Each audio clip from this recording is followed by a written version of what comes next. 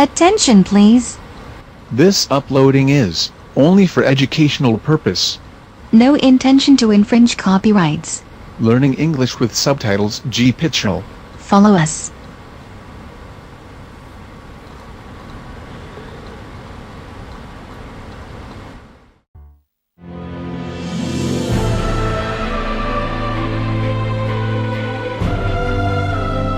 As spring returns, people across Britain are picking up the pieces after the worst storms and floods on record. In the sunshine, it's hard to imagine the destruction the weather has left behind. And it's not just damage to homes and belongings. The reactions that we're seeing after the floods are very much like a bereavement type reaction. And I've been crying as well, and I'm happily admit it. It's such an overwhelming feeling. It's very much a reaction you might have when you lose somebody you really love. We couldn't go through this three years in a row. Your home is supposed to be your castle. You're supposed to feel safe at your house. It's all things you don't think of until you see it and, oh, we've lost that.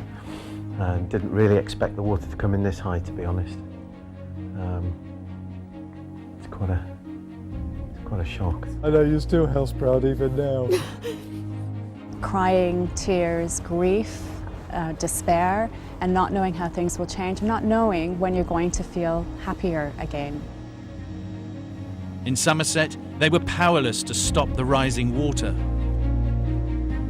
The landscape here is prone to floods, but this time, whole communities were cut off for weeks.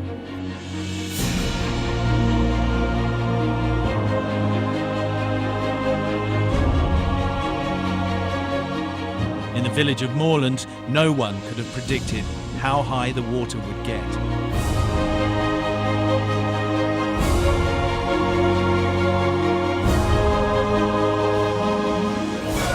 The water got above this height. Yeah. Because you could get to the top of here and it was still up to your wellies. What, up to my wellies? Up to my wellies. Ian Turner and his family had to evacuate in February. At that point, only the biggest vehicles could get in and out of the village. There was a convoy of dozens and dozens of tractors here. And of course they cause a bow wave and it breaks the fence posts, and anything that's behind there then gets washed away. Ian has returned with his son Ross to see the damage. Get rid of all the sandbags now. That is going to take a long, long time. Despite the devastation, the community is pulling together. Volunteers are taking time from their day jobs to provide support. This particular tree actually blocked the front door to this property, so our guys are in here and they're putting it in a position where it can be picked up and hauled away mechanically. But it will mean that the residents will be able to return to their property safely. We've been down here in Moorland since the floodwater started to rise. We were assisting the Environment Agency with putting in sandbag barriers and temporary barrier networks. But the barriers were no match for the water. Now the scale of the cleanup is overwhelming. It clearly has been very, very traumatic for the residents, but now the water levels have dropped and they're seeing a bit of action. I think they're feeling somewhat encouraged.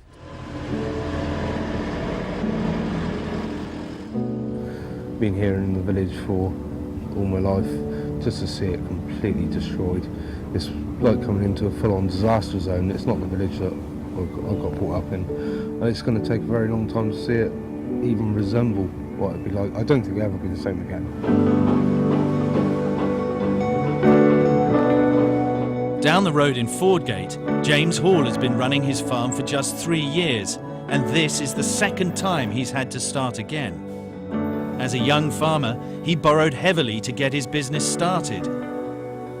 When the floods hit, he had to get rid of all but a handful of his cattle.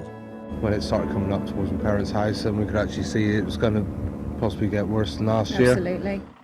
James and his partner Becky are determined to rebuild a future here, but they are not sure that they could bounce back if it happens again. Jane's born and bred here, so this is our home and this is what we want to build upon. This has knocked us back quite a long way, but yeah, very determined. And most people around here, farming wise, just wouldn't be able to survive No, not financially another year like this. No. It's going to be a big struggle for everyone to pull through as it is. Some people probably will not. We will rebuild Fordgate and Moorland, but is it ever going to have that community feel as that it did have before? We don't know. Because we will be having flooding in the future, it's inevitable, we do need to make more provisions to help people to cope after floods. It's difficult to understand how serious the weather has been and how vulnerable it makes people. Back in Moorland, Ian's checking the damage to his parents' home. They had a camper van on here. Yeah, where's that gone? No, it's gone. It's written off. Can't use it anymore. Had that much water in it. Oh, that really smells. They don't want to come back. It's too distressing for them. When they were evacuating, days before, we put up things up as much as we could, like the television and what have you, but it came up very, very quick. It was just trying to save the important things like the photos and the important books. Furniture can be replaced. I mean, these are too heavy to lift, and my dad's disabled, so I couldn't take them upstairs with him, so we lifted them as high as we could, but obviously not high enough. I reckon the water was only in here for about 2 weeks, probably. It's done a lot of damage. Can I lift you over? All right, I can probably do it. Okay. Ian and his family live a few doors down. Their home stayed dry, but there's still plenty of work to be done. The real litmus test for us was how much it came actually across the field here. When we saw it coming in across the bottom, we knew it was pretty serious, and then it just came up the ditch, and the ditch is behind here. And once it came up that way, it just flooded.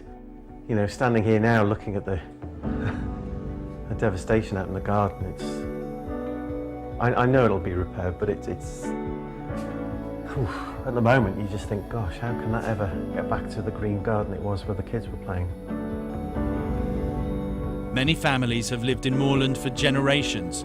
Their determination to stay is deep-rooted. But when it comes to building new communities, are we thinking carefully enough about the possible risks?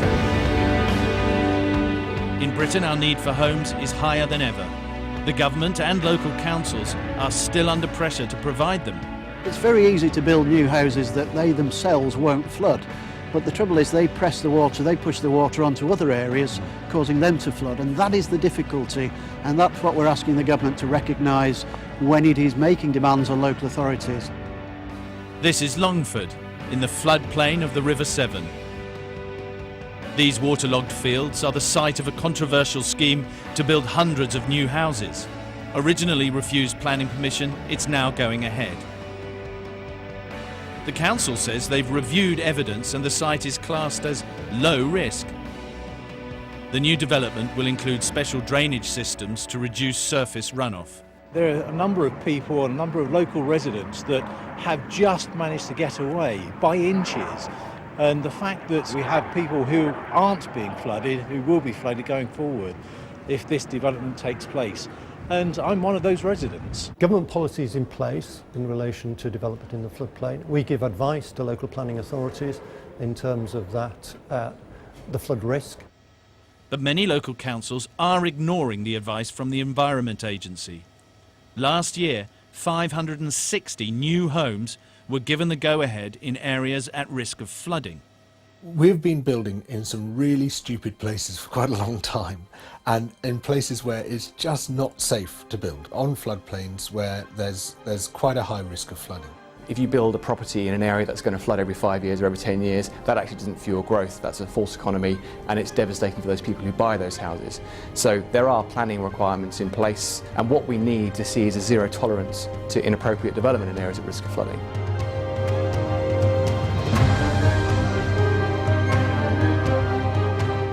The floods and storms changed many lives this winter. As the water recedes, people across Britain are looking to the future.